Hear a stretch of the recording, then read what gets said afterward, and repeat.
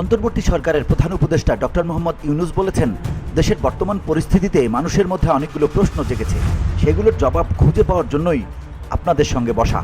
তিনি বলেন, জুলাই অভ্যুত্থানের পরপরই এই সরকার যখন গঠন হয় তখন আমি বিমানবন্দরে সবার কাছে আন্তরিকভাবে একটা আহ্বান জানিয়েছিলাম, আমরা একটা পরিবার, আমাদের নানা মত থাকবে, নানা ধর্ম ও নানা রীতিনীতি থাকবে, কিন্তু আমরা সবাই একই পরিবারের সদস্য।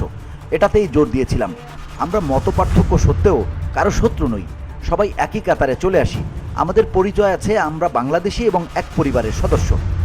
বৃহস্পতিবার দেশের চলমান বিভিন্ন ইস্যু নিয়ে আলোচনা করতে বিভিন্ন রাজনৈতিক দল ও ছাত্র সংগঠনের পর ধর্মীয় সম্প্রদায়ের নেতাদের সঙ্গে বৈঠকে বসেছেন প্রধান উপদেষ্টা ডক্টর মোহাম্মদ ইউনূস। বিকেল 4টার পর রাজধানীর ফরেন সার্ভিস একাডেমিতে অনুষ্ঠিত হয় এই বৈঠক। এ সময় তিনি এসব কথা বলেন। প্রধান উপদেষ্টা বলেন, যখন শপথ গ্রহণ করলাম শুনলাম যে সংখ্যালঘুদের উপর অত্যাচার চলছে। এরপরে আমি খোঁজ নিয়ে এবং ঢাকেশ্বরী মন্দিরে চলে যাই।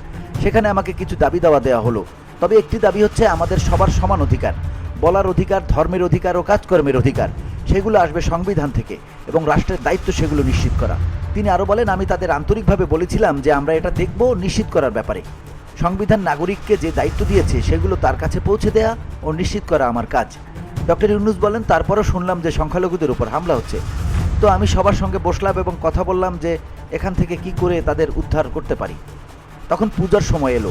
আমি মনে করলাম এই সময়ে হামলা হবে, ফলে নিরাপত্তা নিশ্চিত করতে হবে, যেন হিন্দু সম্প্রদায়ের ওপর যাতে কোনো রকম হামলা না হয়। VOD Bangla news desk.